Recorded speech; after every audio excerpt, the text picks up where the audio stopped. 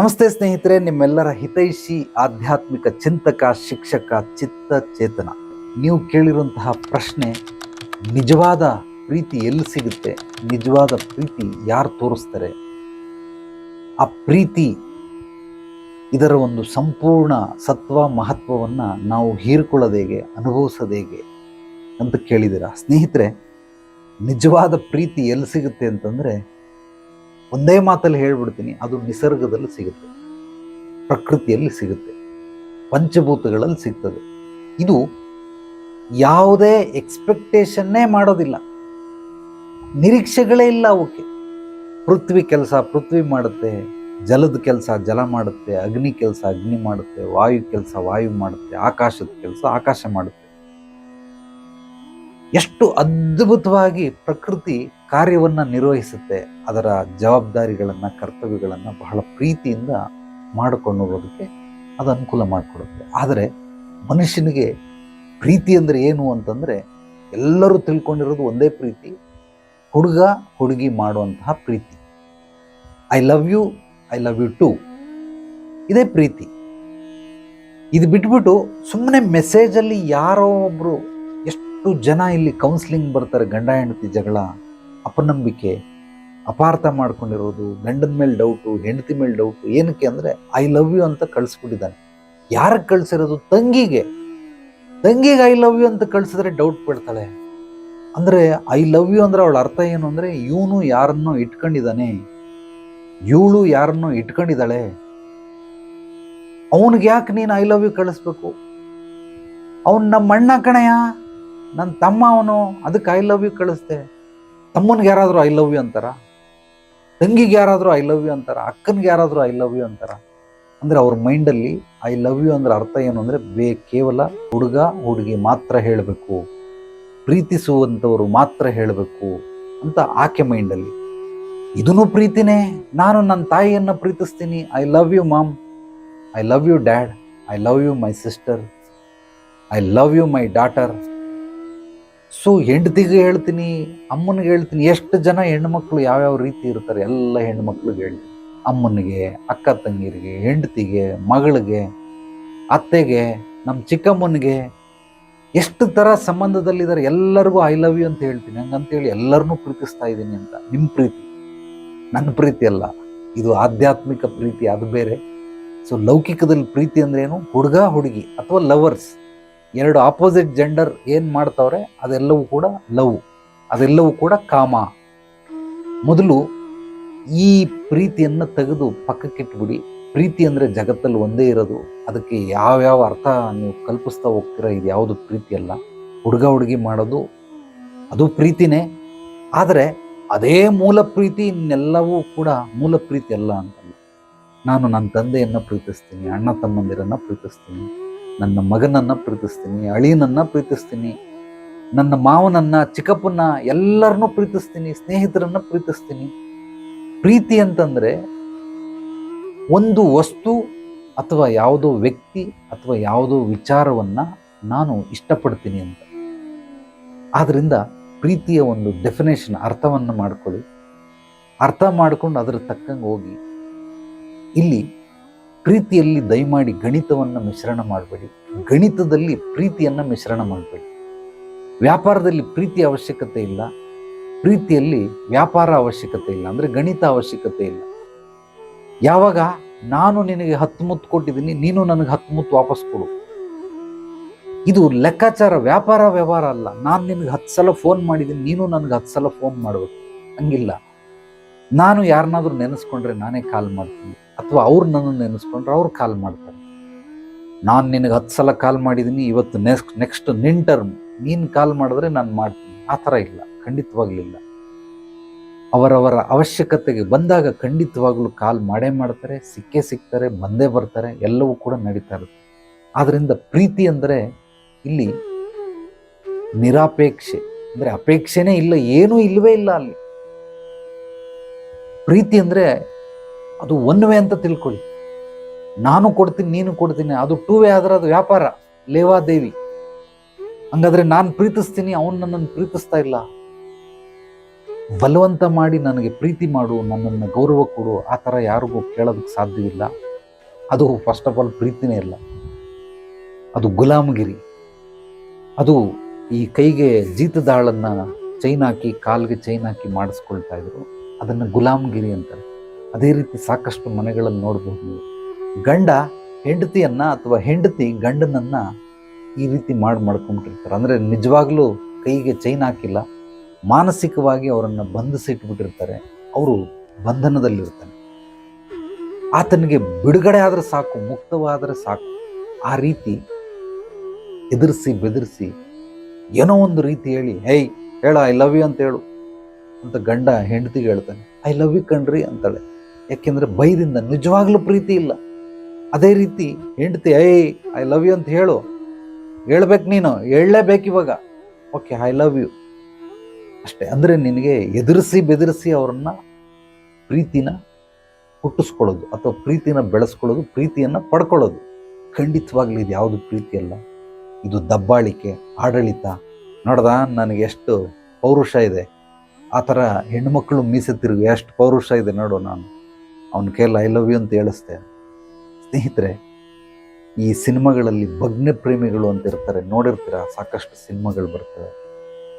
ಅವಳಿಗೆ ಇಷ್ಟ ಇಲ್ಲ, ಆದರೆ ಲವ್ ಮಾಡು ಲವ್ ಮಾಡು ಲವ್ ಮಾಡು ಅಂತ ಇಟ್ಕೊಂಡು ಹಿಂದೆ ಬಿದ್ದುಬಿಟ್ಟಿರ್ತಾನೆ. ಅವಳಿಗೆ ಅವನ ಮುಖ ಕಂಡ್ರಾಗಲ್ಲ, ವಾಮಿಟ್ ಬಂದಂಗೆ ಆಗುತ್ತೆ, ಬೇಕಾದ್ರೆ ಸತ್ತೋಗ್ಬಿಡ್ತಾಳೆ, ಅವನನ್ನು ಮದುವೆ ಆಗಲ್ಲ. ಆದರೆ ಅವನು ಹುಚ್ಚು ಪ್ರೀತಿ, ಅವಳನ್ನ ಸಿಕ್ಕಾಬಿಟ್ಟೆ ಪ್ರೀತಿಸ್ತಾನೆ. ಈಗ ಅವಳು ಸಿಗ್ಲಿಲ್ಲ ಅಂದಾಗ ಏನು ಮಾಡ್ತಾನೆ, ಕಟ್ ಮಾಡ್ತಾನೆ. ಇದು ಪ್ರೀತಿ ಅಲ್ಲ. ಖಂಡಿತವಾಗ್ಲೂ ಸಿಕ್ಲಿಲ್ಲ ಅಂದಾಗ ಅವನೇನು ಕಟ್ ಮಾಡ್ತಾನೆ, ಅವಳಿಗೆ ಶಿಕ್ಷೆ ಕೊಡ್ತಾನೆ. ಕೆಲವರು ಆಸಿಡ್ ಹಾಕ್ತಾರೆ, ಈ ರೀತಿ ಎಲ್ಲ ಮುಂಚೆ ಮಾಡ್ತಾ ಇರೋ ಪಾಪ, ಇವಾಗ ಮಾಡಲ್ಲ, ಸಿನಿಮಾಗಳಲ್ಲಿ ಮಾಡ್ತಾರೆ. ಸೊ ಸಿನಿಮಾಗಳಲ್ಲೇ ನೀವು ನೋಡಿದಾಗ ಯಾಕೆ ಹಿಂಗೆ ಮಾಡ್ತಾರೆ ಅಂದರೆ ಅದು ಯಾವುದು ಪ್ರೀತಿ ಅಲ್ಲ. ಪ್ರೀತಿ ಹುಟ್ಟೋ ರೀತಿ ಎದುರುಗಡೆ ಇರೋರು ನಡ್ಕೊಳ್ಬೇಕು. ನಿಮ್ಮ ನಡೆ ನುಡಿ ಮತ್ತು ನೀವು ಆಡುವಂತಹ ಮಾತುಗಳು, ನಿಮ್ಮ ಗುಣ ಸ್ವಭಾವಗಳು ಏನಿದ್ದಾವೆ, ಇದನ್ನು ನೋಡಿ ಪ್ರೀತಿ ಹುಟ್ಟುತ್ತೆ ಹೊರತು ಖಂಡಿತವಾಗ್ಲೂ ಬೇರೆ ಯಾವುದು ಪ್ರೀತಿ ಇಲ್ಲ. ಗಂಡು ಹೆಣ್ಣು ಅಪೋಸಿಟಲ್ಲಿ ಆಗಿರೋದ್ರಿಂದ ಅದೊಂದು ಮ್ಯಾಗ್ನೆಟಿಕ್ ಪವರ್. ಬೆಂಕಿ ಮತ್ತು ಬೆಣ್ಣೆ, ಬೆಂಕಿ ಹತ್ರ ತೊಗೊಂಡೋದ್ರೆ ಕರ್ಗೋಗ್ಬಿಡ್ತದೆ. ಕೆಲವೊಂದು ಸಲ ಗಂಡು ಬೆಂಕಿ ಹಾಕ್ತಾನೆ, ಕೆಲವೊಂದು ಸಲ ಹೆಣ್ಣು ಬೆಂಕಿ ಹಾಕ್ತಾಳೆ. ಗಂಡು ಮಕ್ಕಳು ಬೆಣ್ಣೆ ಹಾಕ್ತಾರೆ, ಕೆಲವೊಂದು ಸಲ ಹೆಣ್ಣು ಮಕ್ಕಳು ಬೆಣ್ಣೆ ಹಾಕ್ತಾರೆ. ಹತ್ರ ತಗೊಂಡೋಗಿದ ತಕ್ಷಣ ಎಲ್ಲ ಕರ್ಗೋಗ್ಬಿಡುತ್ತೆ. ಅದು ಪ್ರೀತಿಗಿರುವಂತಹ ಮಹತ್ವ. ಪ್ರೀತಿ ಅಂದರೆ ಬೆಂಕಿನಾದರೂ ಅಂದ್ಕೊಳ್ಳಿ, ಬೆಣ್ಣೆನಾದರೂ ಅಂದ್ಕೊಳ್ಳಿ.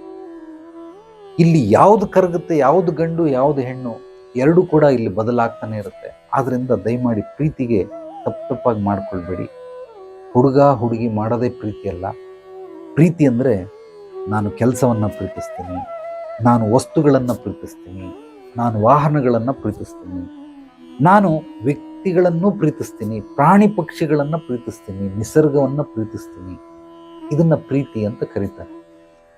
ಬಾಯಲ್ಲಿ ಹೇಳೋ ಪ್ರೀತಿ ಬೇರೆ, ನಿಜವಾಗ್ಲೂ ಮಾಡಿ ತೋರಿಸೋ ಪ್ರೀತಿ ಬೇರೆ.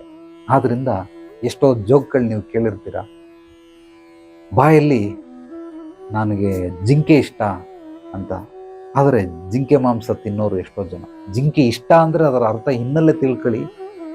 ಜಿಂಕೆ ಇಷ್ಟ ಅವ್ರಿಗೆ ಯಾವ ರೀತಿ ಇಷ್ಟ ಇದೆ ಅಂತಂದರೆ, ನಾನು ಜಿಂಕೆಯನ್ನು ಪ್ರೀತಿಸ್ತೀನಿ, ಯಾಕೆಂದರೆ ಅದರ ಮಾಂಸ ತುಂಬ ರುಚಿಯಾಗಿರುತ್ತೆ, ಅದಕ್ಕೋಸ್ಕರ ನಾನು ಪ್ರೀತಿಸ್ತೀನಿ. ಅದರ ಪ್ರೀತಿ ಅರ್ಥ ಏನು? ಅನುಭವಿಸ್ಬೇಕು, ತಿಂದು ಅನುಭವಿಸ್ಬೇಕು, ಅವಾಗ ಅದನ್ನು ಪ್ರೀತಿಸ್ತೀನಿ ಅಂತ ಅವನ ಅರ್ಥ. ಅದೇ ರೀತಿ ನಾನು ಅವಳನ್ನು ಪ್ರೀತಿಸ್ತೀನಿ, ಯಾಕೆ? ಓನ್ಲಿ ಫಾರ್ ಸೆಕ್ಸ್, ಕಾಮಕ್ಕೋಸ್ಕರ ನಾನು ಅವಳನ್ನು ಪ್ರೀತಿಸ್ತೀನಿ. ಜಿಂಕೆ ಮೇಲೆ ಪ್ರೀತಿ ಇದ್ರೆ ಖಂಡಿತವಾಗ್ಲೂ ಅದನ್ನ ಅವನು ಕೊಂದು ತಿನ್ನುವಂತಹ ದುಸ್ಸಾಹಸಕ್ಕೆ ಕೈ ಹಾಕಲ್ಲ. ಅದೇ ರೀತಿ ಹೆಂಡತಿನ ಪ್ರೀತಿಸ್ತೀನಿ ಅಂದರೆ ಕಾಮ ಬೇಕೇ ಬೇಕು, ಇಲ್ಲ ಅಂತಲ್ಲ. ಆದರೆ ಲವರ್ಸ್ಗಳನ್ನು ಹೆಂಡತಿನ ಪ್ರೀತಿ ಅಂತಂದರೆ ಆ ಕಾಮಕ್ಕೋಸ್ಕರನೇ ಪ್ರೀತಿ ಮಾಡುವಂಥದ್ದು ಅವಶ್ಯಕತೆ ಇಲ್ಲ. ಇಲ್ಲಿ ಎಲ್ಲರೂ ಈ ಒಂದು ಸತ್ಯವನ್ನು ನೀವು ತಿಳ್ಕೊಳ್ತಾ ಹೋದರೆ ನಿಮ್ಮ ಮನಸ್ಸುಗಳಲ್ಲಿರುವಂಥ ಪದರಗಳು, ಆ ಪ್ರೀತಿಯ ಬಗ್ಗೆ ಇರೋ ಪದರಗಳು ತೆರ್ಕೊಳ್ತಾ ಹೋಗ್ತಾ ಇರ್ತವೆ. ದಯಮಾಡಿ ಪ್ರೀತಿ ಅಂದರೆ ಬರೀ ಹುಡುಗ ಹುಡುಗಿ ಮಾಡುವಂಥದ್ದಲ್ಲ. ಯಾರು ಯಾರನ್ನು ಬೇಕಾದರೂ ಪ್ರೀತಿಸಬಹುದು, ಎಲ್ಲವನ್ನೂ ಪ್ರೀತಿಸಬಹುದು, ಎಲ್ಲರನ್ನೂ ಪ್ರೀತಿಸಬಹುದು. ನಿಸರ್ಗದಲ್ಲಿ ಪ್ರಾಣಿ ಪಕ್ಷಿಗಳನ್ನು ನೋಡಿ, ಎಂಥ ಅದ್ಭುತವಾದ ಪ್ರೀತಿ, ಪ್ರೇಮ, ಪ್ರಣಯ ಆ ಪ್ರಾಣಿ ಪಕ್ಷಿಗಳು ಮನುಷ್ಯನಿಗೆ ಹೇಳ್ಕೊಡ್ತವೆ. ಆದರೂ ನೀವು ಆ ಪ್ರೀತಿ ಎಲ್ಲಿ ಸಿಗುತ್ತೆ ಅಂತ ಕೇಳಿದ್ದೀರಾ? ಪ್ರೀತಿ ಎಲ್ಲಿ ಸಿಗುತ್ತೆ ಅಂದರೆ ಮಾಡೋರ ಹತ್ರ ಸಿಗುತ್ತೆ. ಆದರೂ ಅದು ಬಿಟ್ಟು ನಿಮಗೆ ಎಲ್ಲಾದರೂ ಸಿಗಬೇಕು ಅಂದರೆ ನಿಜವಾದ ಪ್ರೀತಿ ಅಂದರೆ ತಾಯಿ ಪ್ರೀತಿ. ಆ ತಾಯಿ ಮಗುವನ್ನು ಎಷ್ಟು ಮುದ್ದಾಗಿ ಸಾಕ್ತಾಳೆ. ಹೆತ್ತೋರಿಗೆ ಹೆಗಣ ಮುತ್ತು ಅಂತ ಕರೀತಾರೆ. ಅಂದರೆ ವಯಸ್ಸಾದರೂ ಕೂಡ 60 ವರ್ಷ 70 ಮೊಮ್ಮಕ್ಕಳಾಗಿರ್ತಾವೆ, ಆದರೂ ಕೂಡ ತನ್ನ ಮಗನನ್ನು ತಾನು ಈ ಥರ ದೃಷ್ಟಿ ತೆಗಿತಾಳೆ. 70 ವರ್ಷದ ಮಗನಿಗೆ ತಾಯಿ ದೃಷ್ಟಿ ತೆಗಿತಾವಳೆ. 70 ವರ್ಷ ಇವನಿಗೆ ಅಂದರೆ ಅವನಿಗೆ ಆಲ್ರೆಡಿ ಮದುವೆ ಆಗಿ ಮಕ್ಕಳಾಗಿ ಮೊಮ್ಮಕ್ಕಳಾಗಿ ಮರಿ ಮಕ್ಕಳು ಆಗ್ಬಿಟ್ಟವೆ. ಆದರೂ ತಾಯಿ ದೃಷ್ಟಿ ತೆಗಿತಾವಳೆ. ನಿಜವಾದ ಪ್ರೀತಿ ಎಲ್ಲಿ ಸಿಗುತ್ತೆ ಅಂದರೆ ತಾಯಿ ಹತ್ರ ಸಿಗುತ್ತೆ. ನೀವು ತಾಯಿ ಹತ್ರ ನೋಡಬಹುದು ನಿಜವಾದ ಪ್ರೀತಿಯನ್ನು. ಕೆಲವರು ಹುಟ್ಟಿದಾಗ ಮಾತ್ರ ಒಂದು ಹಾಲು ಕುಡಿಯೋರ್ಗೂ ಇರುತ್ತೆ. ಸ್ವಲ್ಪ ಸಣ್ಣ ಮಕ್ಕಳು ಒಂದು 5 ವರ್ಷ 10 ವರ್ಷ ಆಗೋರು, ಕೆಲವರು 15 ವರ್ಷದವರೆಗೂ ಪ್ರೀತಿಸ್ತಾರೆ. ಕೆಲವರು ಪಾಪ ಸಾಯೋವರೆಗೂ ಪ್ರೀತಿಸ್ತಾನೆ ಇರ್ತಾರೆ. ಅದು ಆ ಪ್ರೀತಿಯ ಸ್ತರಗಳು ಬದಲಾಗ್ತಾ ಇರುತ್ತೆ. ಯಾಕೆಂದರೆ ಅವರ ನಡೆ ನುಡಿ ಶುದ್ಧವಾಗಿರೋದಿಲ್ಲ, ಪವಿತ್ರವಾಗಿರೋದಿಲ್ಲ. ಆದ್ದರಿಂದ ಅದು ಕಡಿಮೆ ಆಗ್ತಾ ಇರ್ತದೆ. ಅಂದರೆ ಬೇರೆ ಬೇರೆ ರೂಪಗಳನ್ನು ಪಡ್ಕೊಳ್ತಾ ಇರುತ್ತೆ. ಆದರೂ ಕೂಡ ಅದನ್ನೆಲ್ಲ ಗಮನಿಸ್ತಾನು ತಾಯಿ ನಿಜವಾಗ್ಲೂ ಪ್ರೀತಿಸ್ತಾಳೆ. ಆದ್ದರಿಂದ ತಾಯಿ ಮಗುವಿನ ಪ್ರೀತಿ ನಿಜವಾಗ್ಲೂ ಸರ್ವಶ್ರೇಷ್ಠವಾದಂತಹ ಪ್ರೀತಿ. ಜನಗಳಿಗೆ ಅಂದರೆ ಯುವಕರಿಗೆ, ಮಕ್ಕಳಿಗೆ, ಮದುವೆ ಆಗದಿರೋಂಥವ್ರಿಗೆ ನಿಜವಾಗ್ಲೂ ಜಗತ್ತಲ್ಲಿ ಏನಾದರೂ ಸೇಫ್ಟಿ ಪ್ಲೇಸ್ ಇದೆ ಅಂದರೆ ಅದು ತಂದೆ ತಾಯಿಯ ಆಸರೆ. ಅವರ ಒಂದು ಆಶ್ರಯದಲ್ಲಿದ್ದರೆ ಅದಕ್ಕಿಂತ ಅದ್ಭುತವಾದಂತಹ ಶ್ರೇಷ್ಠವಾದಂತಹ ಸೇಫ್ಟಿ ಪ್ಲೇಸ್ ನಿಮಗೆಲ್ಲೂ ಸಿಗೋದಕ್ಕೆ ಸಾಧ್ಯವಿಲ್ಲ. ಸಾಧ್ಯವಾದಷ್ಟು ತಾಯಿ ತಂದೆಯನ್ನು ಗೌರವಿಸಿ, ಪ್ರೀತಿಸಿ, ಆರೈಕೆ ಮಾಡಿ, ಕಾಳಜಿ ಮಾಡಿ, ಏನೇನೋ ನಿಮಗೆ ಮಾಡೋದಕ್ಕೆ ಸಾಧ್ಯವಾಗುತ್ತೆ ಇದೆಲ್ಲ ಮಾಡ್ತಾ ಬನ್ನಿ. ನಾನು ಕಂಡ ಮಟ್ಟಿಗೆ ಇದು ನಿಜವಾದ ಪ್ರೀತಿ. ಅದೇ ರೀತಿ ಮಕ್ಕಳನ್ನು ಹೆಚ್ಚಾಗಿ ಪ್ರೀತಿಸ್ತಾರೆ ತಾಯಿ ತಂದೆಗಳು. ಆದರೆ ಮಕ್ಕಳು ತಾಯಿ ತಂದೆನ ಅಷ್ಟು ಪ್ರೀತಿಸಲ್ಲ. ಅಷ್ಟು ಪ್ರೀತಿಸೋದಕ್ಕೆ ಸಾಧ್ಯವೇ ಇಲ್ಲ. ಯಾಕೆ ಅಂದರೆ ಮೊದಲು ಹುಟ್ಟಿದ್ದು ಅಪ್ಪ, ಆಮೇಲೆ ಹುಟ್ಟಿದ್ದು ಮಗ ಅಥವಾ ಮಗಳು. ಇವನು ದೊಡ್ಡವನು, ಇವನ ಅನುಭವ ದೊಡ್ಡದು. ಆದ್ದರಿಂದ ಅವನಿಗೆ ಜ್ಞಾನ ಇರಲಿ ಇಲ್ಲದೆ ಹೋಗಲಿ, ಅನುಭವಗಳು ಇವ್ರಿಗೆ ಹೆಚ್ಚಾಗಿರೋದ್ರಿಂದ ಇವರನ್ನು ಜಾಸ್ತಿ ಪ್ರೀತಿಸ್ತಾರೆ. ಎಲ್ಲ ಅಪ್ಪ ಅಮ್ಮಂದಿರು ಪ್ರೀತಿಸ್ತಾರೆ. ಕೆಲವರನ್ನು ಬಿಟ್ಟು, ಕೆಲವ್ರಿಗೆ ಪ್ರೀತಿ ಅಂದರೆ ಏನು ಗೊತ್ತಿಲ್ಲ, ಸ್ವಾರ್ಥಕ್ಕೋಸ್ಕರ ಬದುಕ್ತಾ ಇರ್ತಾರೆ. ಅವ್ರ ಬಗ್ಗೆ ನಾನು ಮಾತಾಡ್ತಾ ಇಲ್ಲ. ಆದರೆ ಹೆಚ್ಚು ಓಟ್ ಯಾರಿಗೆ ಬೀಳುತ್ತೆ ಅಂತಂದರೆ ಸುಮಾರು ಒಂದು 80%, 80 to 85% ಅಷ್ಟು ಎಲ್ಲ ಅಪ್ಪ ಅಮ್ಮಂದಿರು ಮಕ್ಕಳನ್ನು ಪ್ರೀತಿಸ್ತಾರೆ, ರಕ್ಷಣೆ ಮಾಡ್ತಾರೆ, ಕಾಪಾಡ್ತಾರೆ, ಕಣ್ಣು ರೆಪ್ಪೆಲ್ಲಿಟ್ಟು ಕಾಪಾಡ್ತಾರೆ. ಆದ್ದರಿಂದ ಇದೆಲ್ಲವೂ ಕೂಡ ಪ್ರೀತಿ ನಿಮಗೆ ಎಲ್ಲಿ ಸಿಗುತ್ತೆ ಅಂದರೆ ಅಪ್ಪ ಅಮ್ಮಂದಿರ ಹತ್ರ ಸಿಗುತ್ತೆ.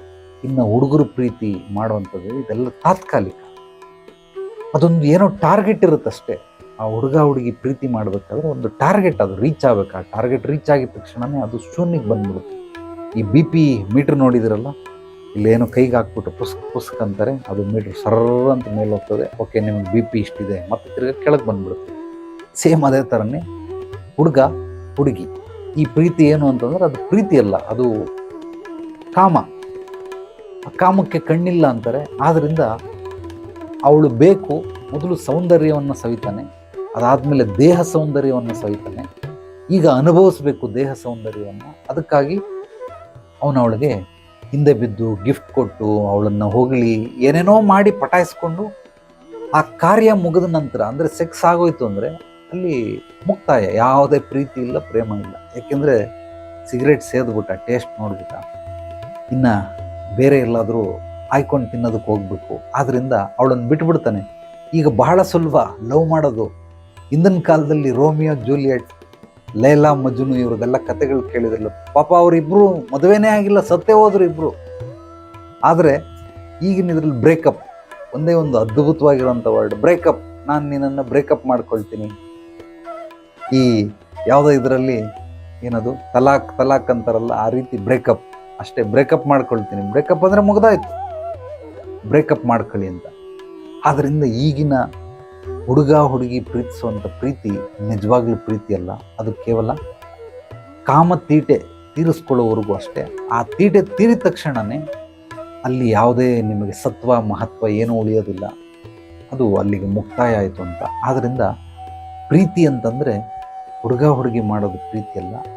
ವ್ಯಕ್ತಿಗಳನ್ನು, ವಸ್ತುಗಳನ್ನು, ವಿಚಾರಗಳನ್ನು ಪ್ರೀತಿಸಬಹುದು. ನಿಜವಾದ ಪ್ರೀತಿ ನನಗೆ ತಿಳಿದಂಗೆ ನಿಸರ್ಗದಲ್ಲಿದೆ. ನಿಸರ್ಗನೇ ನಿಜವಾದ ಪ್ರೀತಿ. ಎಲ್ಲ ಪ್ರಾಣಿ ಪಕ್ಷಿಗಳನ್ನು ಸಾಕುತ್ತೆ. ಭೂಮಿ ತಾಯಿ ಅಂತ ತಾಯಿಗೆ ಹೋಲಿಸ್ತಾರೆ.